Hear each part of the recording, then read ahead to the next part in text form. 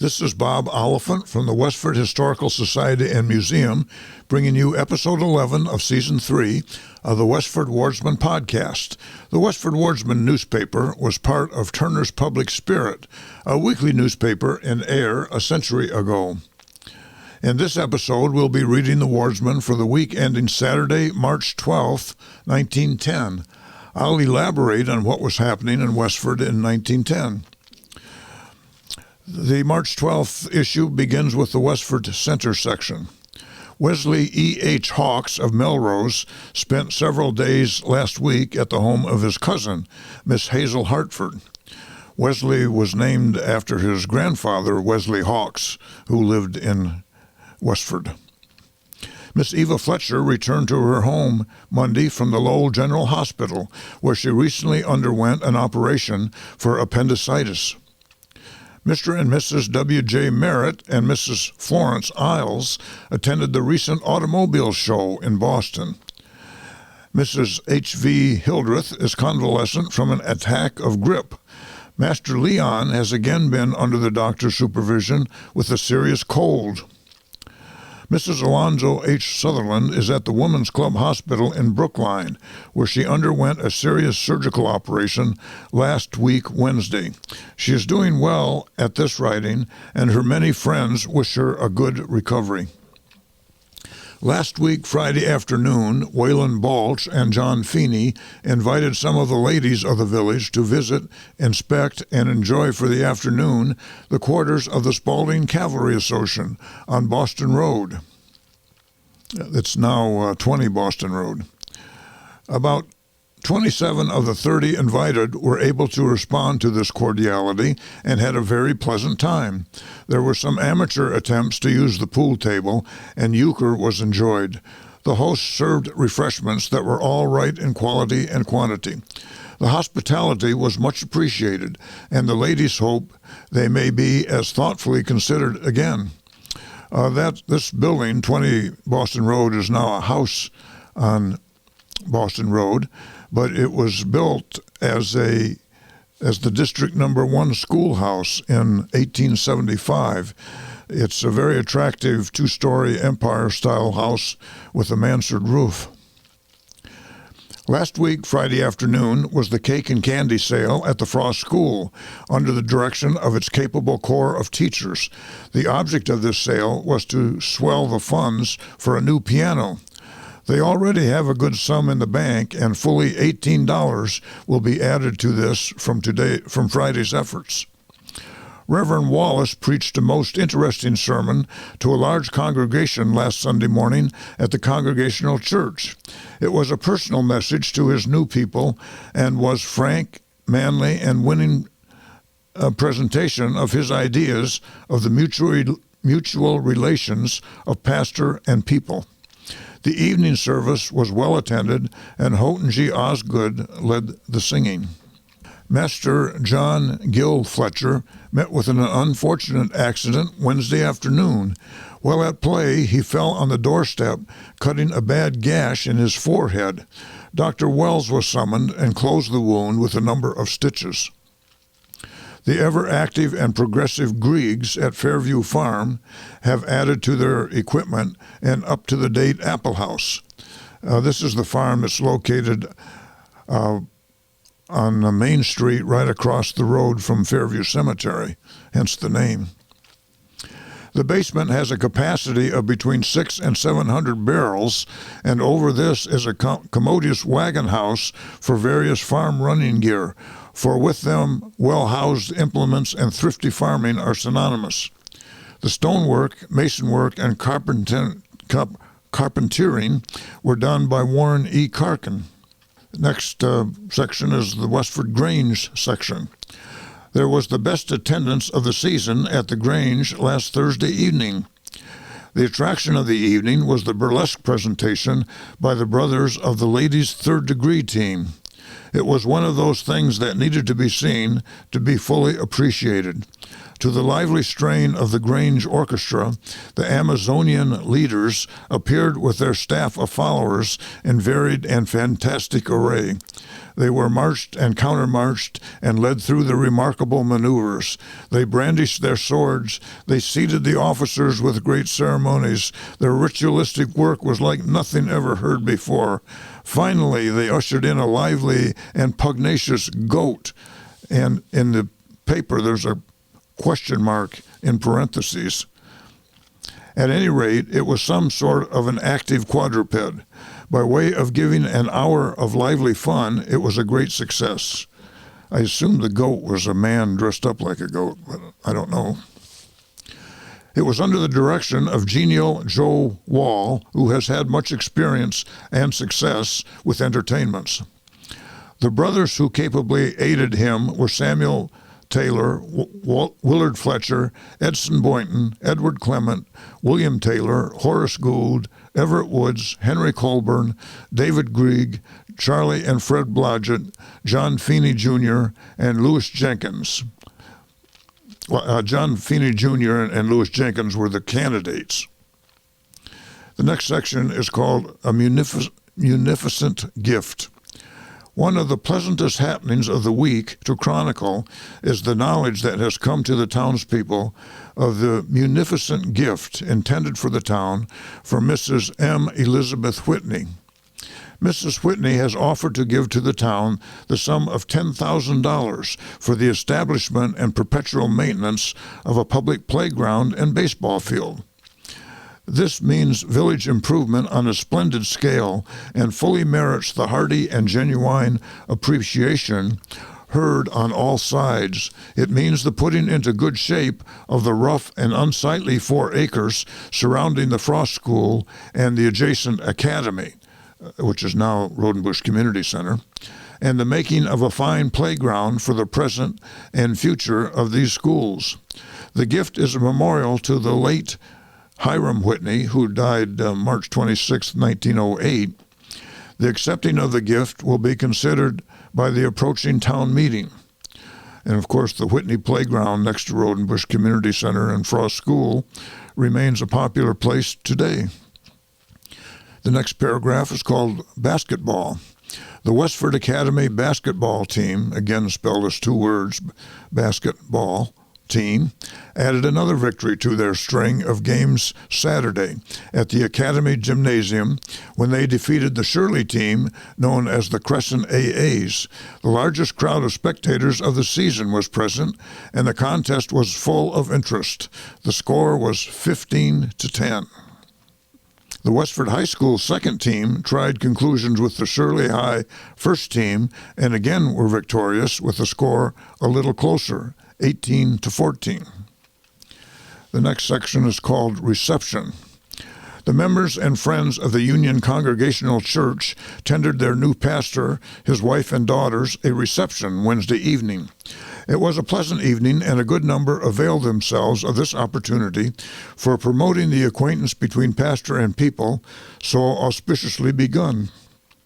Reverend and Mrs. Bailey and several others represented the neighboring church, that is, the Unitarian Church, what we know as First Parish Church today.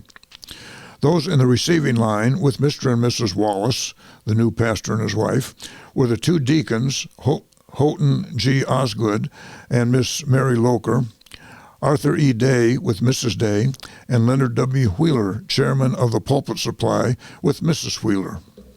The next section is the About Town section. Frank Collins has resigned as superintendent of the Brookside Mills. He has several positions offered, but has not decided where to locate. Councilor Fletcher, that's Herbert E. Fletcher, who has been seriously ill at his home on Oak Hill with the grip, has nearly recovered his usual grip, with GRIP, on the social and business life of the community. His friends at the caucus missed him. They trust that the town meeting will not be missed by him. Dr. Wells is acting as Board of Health for him, which, being interpreted in a business way, meaneth, get wells and get well. They are partners in business. Joseph Marshall has rented his store on the town line at Westford Corner to an Italian. This is commonly known as Marshall's Hall. His name does not occur to the writer just at present, Suffice it to say, it is a long lockjaw name with many unpronounceable joints in it. This store has been, as it were, kept on the bread of idleness for several years, to the loss of the owner.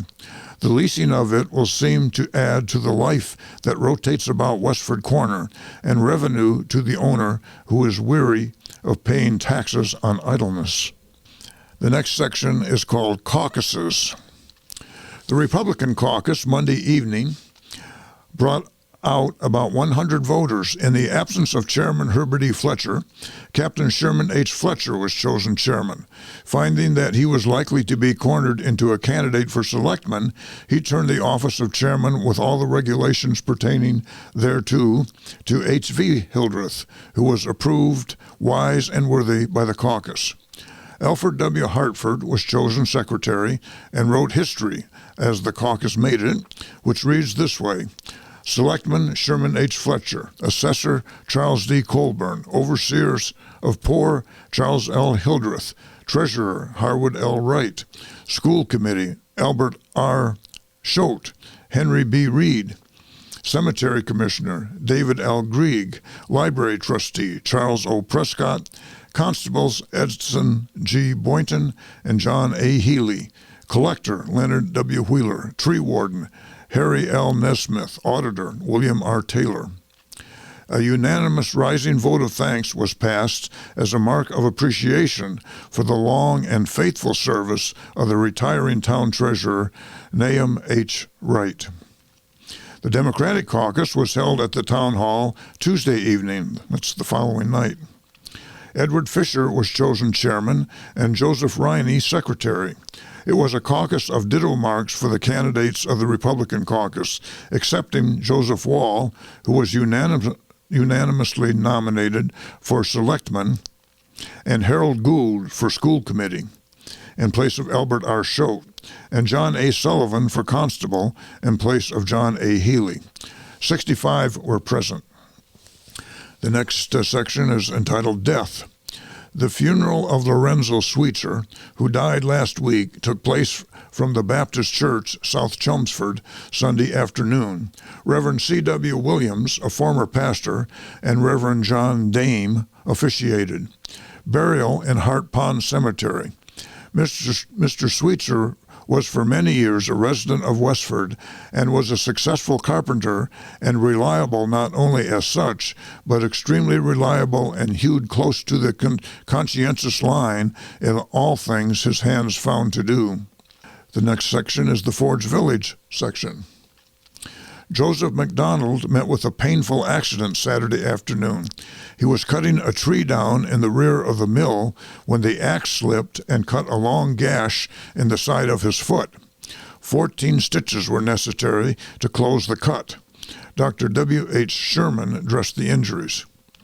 George H. Prescott, who has been very ill at his home the past few weeks, was operated upon for blood poison Monday. Dr. Martin of Lowell, assisted by Dr. Cyril A. Blaney of Westford, performed the operation. Work will commence shortly on the new 3-story brick mill, which is to be erected by Abbott and Company. The cement foundation was laid last fall, and everything is in readiness to commence operations. A large force of men will be employed, and work on the new building will be pushed rapidly. When completed, it will furnish employment to a large number of people. I believe this is the section of the Abbott Worsted Mills on Pleasant Street in Forge Village that is farthest from the railroad tracks. The many friends of Walter Blodgett, the well-known and esteemed conductor on the Lowell and Fitchburg Electric Railroad, will be sorry to hear that he has resigned his position on that line. Mr. Blodgett was the oldest conductor, being the fourth to be employed when the line was put in operation. He has accepted a position at Fletcher's clothing store at Ayer and commenced his new duties last Monday. Cameron School closed Friday for the spring vacation of 2 weeks. I don't believe the spring vacation has been 2 weeks long for quite a while. Lenten services were held in St. Andrew's Mission Wednesday evening and were conducted by the vicar, Reverend Thomas Legate Fisher. At the conclusion of the services, Mr. Fisher gave instructions to the confirmation class, which were to be confirmed at St. Andrew's Church in Ayer Friday evening by Bishop William Lawrence. Sunday evening services will be held at the Mission House at 7 o'clock. An attractive and special musical program will be given by the vested choir of little girls. The little tots in their white cotters and scarlet caps make a charming picture as they slowly march in the processional. Next comes the Graniteville section. Lenten devotions were held in St. Catherine's Church on Tuesday evening at the usual hour, Father Schofield conducting the services.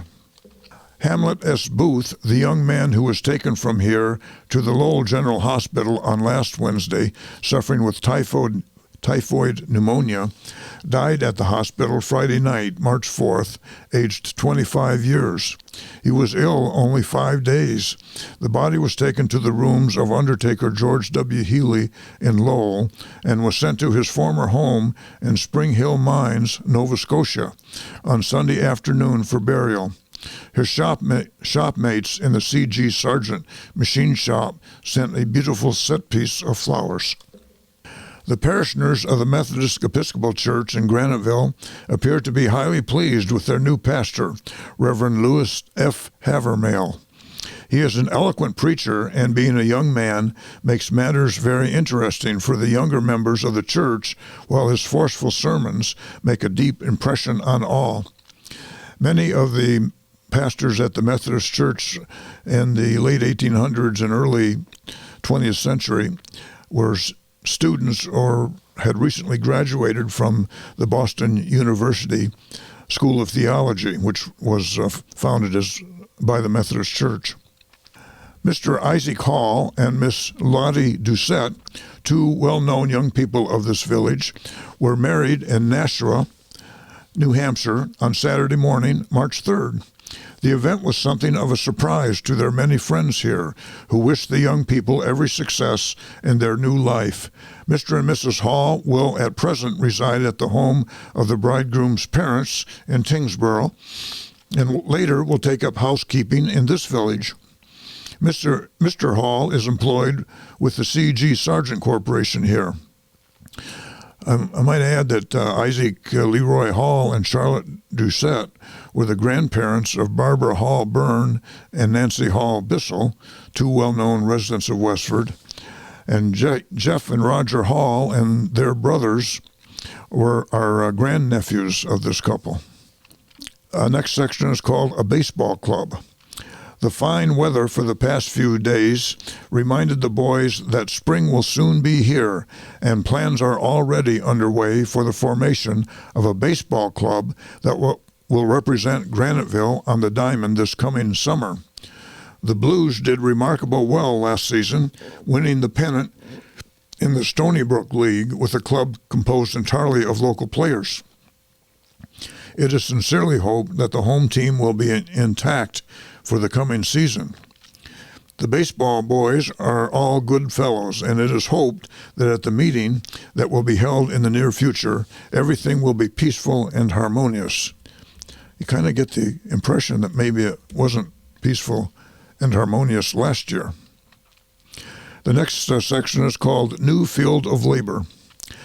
At the 9:45 o'clock Mass in St. Catherine's Church Sunday morning, the celebrant, Reverend J.J. McNamara, announced that he had recently accepted an appointment to take charge as pastor of a new parish that will soon be opened, comprising the territory of Canobie Lake, Salem, and Pelham, New Hampshire, and will take charge of his new duties shortly after Easter.